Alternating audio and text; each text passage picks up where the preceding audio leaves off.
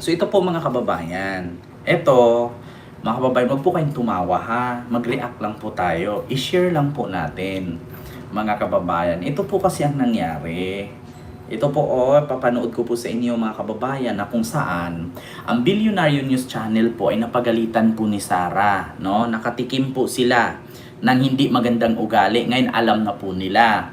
Kasi nga ang DZMM hindi daw allowed sa opisina ng Office of the Vice President kasi ayaw ni Sara. Tapos ngayon, itong Bilyonaryo News Channel, pinag-initan na naman ni Sara. Ano, which is, ang Bilyonaryo News Channel ay kumbaga lahat po kasi ng mga anchor dito ay mga ABS-CBN anchors po ito. So ngayon mga kababayan, pinagalitan po sila ni Sara. Ma'am PB Capillo, hello po. Sir Kenry, hello po.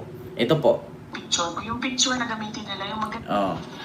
Uy, binigyan yung pakisabi.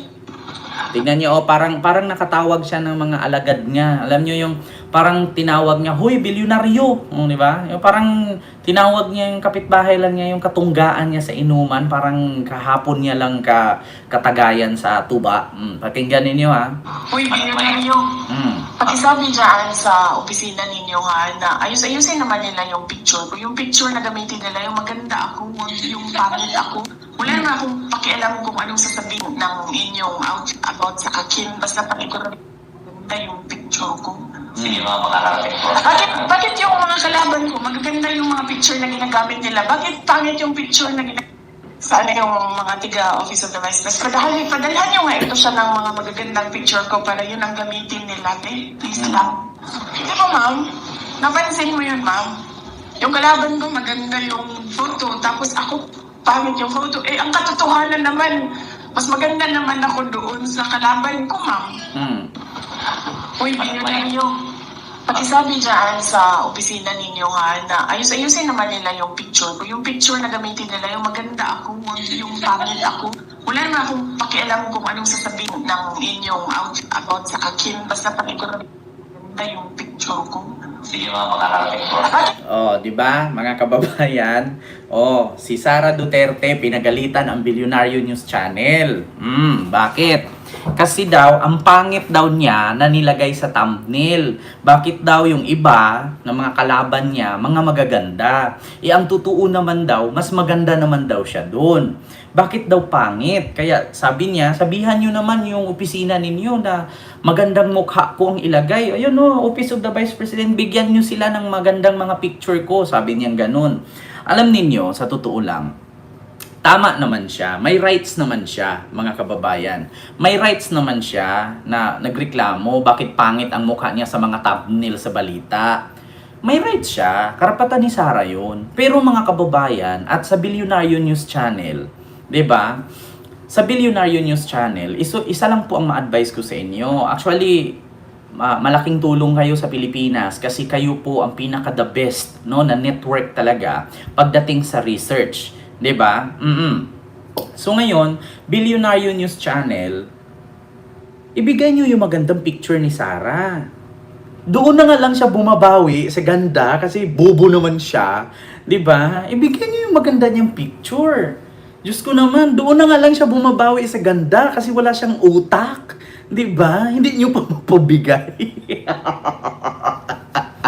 'Di ba? Bilyonaryo News Channel. Kayo naman kasi wala na nga siyang utak, tas wala pang ganda sa thumbnail, ibigay nyo na yung kahilingan niya, doon na lang siya bumabawi sa ganda. Kasi kung utakan ang pag-uusapan, wala siyang ganun.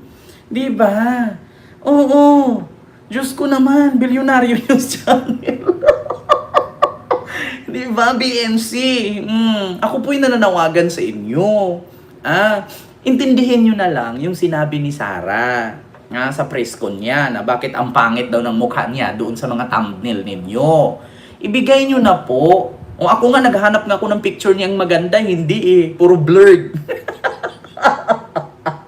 Kaya nga ang ginawa ko, inedit ko pa pinaputi ko pa yung mukha para makita siya. Kasi bakit? Diyan na nga lang siya bumabawi sa ganda kasi kung sa utak wala siya. 'Di ba? Kaya sa totoo lang, mga kababayan, pulong siyot Manilo po. Diba? Diyan na nga lang siya bumabawi sa ganda. Pinagkait nyo pa. Ayun tuloy, napagalitan kayo. ba? Uy, hindi yan masama. Nagsasabi lang ako ng totoo. Hindi po yan masama. Totoo po yung sinasabi ko, real talk lang, sa katotohanan lang tayo. Billionaire News Channel, no? Utang na loob. Gandahan nyo naman yung thumbnail nyo pag si Sara ang ilagay ninyo. Wala nga daw siyang pakialam kung ano ang sasabihin nyo sa kanya. Basta ilagay nyo daw yung maganda siya. Kasi bakit daw yung mga kalaban niya ang gaganda ng mukha? No, which is ang totoo daw, mas maganda naman daw siya sa personal. Kaya pagbigyan nyo na, Pasko naman. 'Di ba? 'Di ba? Pasko naman. So, alam niyo naman, Diyos ko naman, uy, Billionaire News Channel. Oo, kung ako nun, yes ma'am. Oo, walang problema ma'am. Kahit mamaya i-edit namin yan. Kasi alam namin na dyan ka lang bumabawi. Kasi kung pagdating sa utak at sa galaw at sa kilos at sa gawa, wala ka nun. Ganda lang meron ka.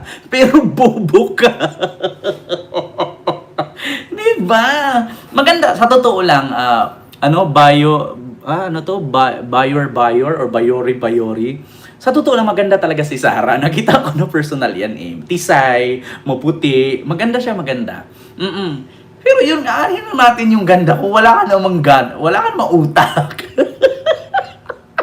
Uy, Billionaire News Channel Ako, advice to bilang isang content creator, kayo din, syempre, nagagawa kayo ng content, nagbabalita kayo, at syempre, ang laki ng tiwala namin sa inyo, Billionaire News Channel, pinupuri ko kayo. Saludong-saludo ako. Alam nyo, sa lahat ng news media outlet sa Pilipinas, sa Billionaire News Channel talaga ako humahanga. Bakit? Ang galing nila mag-research. Walang palda, walang palyu, walang tawag doon, walang palya, no? Lahat talaga magaling, accurate, talagang magaling talaga sila, mga kababayan. Ngunit Billionaire News Channel, sabi nga ni Sara, wala siyang pakialam. Kung ano man ang balita ninyo or sasabihin nyo sa kanya. Pero gandahan nyo naman yung mukha niya. Kasi bakit? Diyan na nga lang siya bumabawi sa ganda. Kasi kung sa pautakan, wala siya eh. Ibigyan nyo na. Pasko naman. New Year naman eh. I-edit nyo lahat. Ilan yung content nyo dyan na, di ba? Oo. Ilan yung content nyo dyan na may mukha ni Sara. Gandahan nyo, baguhan ninyo. Papulahin ninyo ng papulahin para fresh. Di ba? Oo, para hindi naman magtampo. 'Di ba? Alam nyo, mga kababayan, 'di ba? Hindi paninira yung sinasabi ko, rentok lang. Si Sara, karapatan niya na bawat thumbnail maganda talaga siya. Bakit? Kasi diyan lang siya bumabawi. Kasi kung sa pautakan, wala siya noon. Sa ganda lang talaga. Pero kahit anhin mo yung ganda mo, wala ka namang utak. 'Di ba? Oo. 'Di ba? Oo. Sabi ni Jose Sonny Manaba, nakita ko na sa Antipolo nagkaraban kasama kami ng late wife ko, sigaw ng tao BBM, hindi Sara, ang pangit niya. Sabi ni Jose Sonny Manaba. Hindi, actually si Sara maganda talaga. Hindi ko may tanggi, maganda si Sara. Magkamukha nga kami eh. Magkamukha kami oh.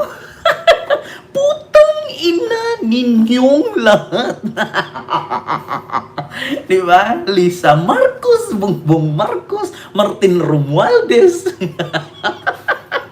Oo, alam nyo, not only for Billionaire News Channel, nagtatantrum si Sara sa press con.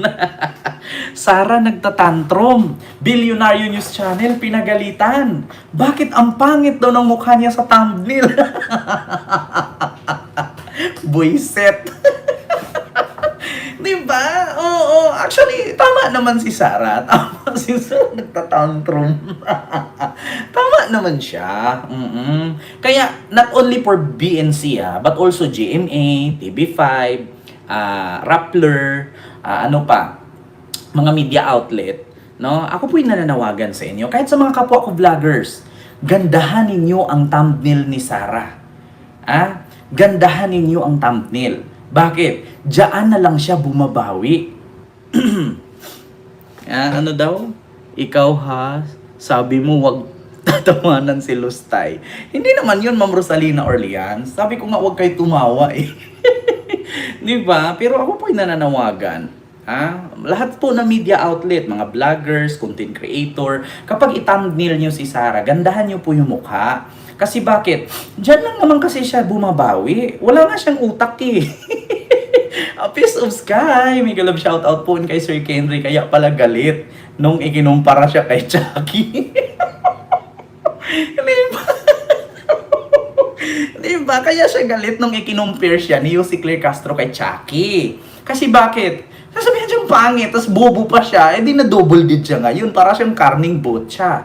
Diba? Nagiging botcha siya. Pag ibenta siya, hindi na siya mabibenta kasi botcha na. O, diba ang botcha saan mapunta? O, sa basurahan, lalangawin na lang, uudin. Diba? Kaya, sa totoo lang, diba? Oo. Nakita ko yan sa palarong pambansa sa Marikina. Kaya pala, during that time, katabi niya si PBBM pero walang reaction. Walang reaction mukha niya. Halos hindi ngumingiti, hindi pinapansin si PBBM pero si PBBM magiliw. Diba? Kaya sa totoo lang mga kababayan, sa lahat po ng media outlet, uulitin ko, media outlet, vloggers, diba? At mga content creator, kung sakali man na i-content nyo si Sarah, gandahan nyo yung picture. Kasi magagalit siya dyan. Wala siyang pakialam sa mga sasabihin nyo. Basta maganda ang picture niya. Kasi bakit? Kasi dyan lang siya bumabawi sa ganda. Kasi kung dito, wala siya. Kasi kung yung skills, yung pagdating sa governance, wala siyang ganun. Kasi wala siyang kwenta. Bumabawi siya sa ganda. Kaya pagandahin nyo ng pagandahin para di siya magalit. Diba? O, kung si Aimee kamukha ni Annabelle, si Sarah kamukha ni Chucky. Diba? Oo, mamirian sa Soke, hello po. Ulitin ko ha, mga kababayan. Ulitin ko ha, pakinggan ninyo. Pinagalitan ni Sarah. Uy, ninyo. Pakisabi dyan sa opisina ninyo ha, na ayus-ayusin naman nila yung picture ko. Yung picture na gamitin nila, yung maganda ako, yung pangit ako. Wala naman akong pakialam kung anong sasabihin ng inyong about sa akin. Basta pakiguran maganda yung picture ko. Sige mga makakarating po. Bakit yung mga kalaban ko, magaganda yung mga picture na ginagamit nila? Bakit pangit yung picture na ginagamit?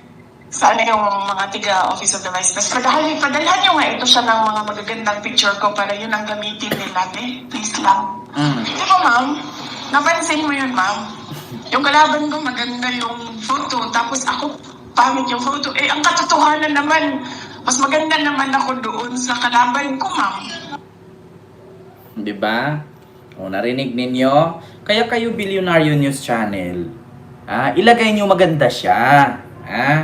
Kasi magagalit talaga kahit sino naman. O, halimbawa ako, bobo ako. Tapos ilagay mo dyan pangit. Pangit ka na, bobo ka pa. Diba? Walang kwenta. Diba? Kung sa karniyan, patay ka na, botcha ka na, pag ibenta ka, wala nang bibili sa'yo. Diba? Wait lang po mga kababayan.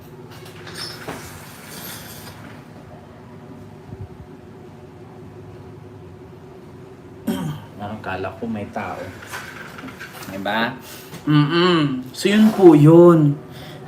Maraming salamat po sa gumawang pampatulog sa akin. Sabi ni Robert, ayan, ginagawa kitang pampatulog ko. Nakakalibang ka. Happy New Year. Si Robert, salamat po. No, ginawa mo akong pampatulog. Kumakanta ba ako ng lullaby? At saka, si Robert, yung salitang nakakalibang ka. Sa Bisaya, pag hindi naintindihan ng mga DDS yan, baka sabihin nila nakatai ka. Diba? Si Robert, i-translate ko lang yung sinabi mong nakakalibang ka. Naku, si Robert, kapag DDS makabasa niyan, sasabihin nila nakakatai ka. Diba? Sa Bisaya, ang nakakalibang na tae. Oo, diba? Alam nyo na, mga kababayan. Si Robert, nakakatulog daw siya sa akin. Ginagawa niya akong pangpatulog. Tapos nakakalibang daw ako. Si Robert, i-translate ko lang ang nakakalibang, nakakatuwa, nakakasaya. Diba? Pero pag mga DDS makabasa niyan si Robert, sabihin nila nakakatae. Alam niyo mga DDS, mga bubo yan, kailangan mo pa i-translate ng ayos. Biruin mo yung boneless, yung bangos boneless, tinatanggalan ng buto.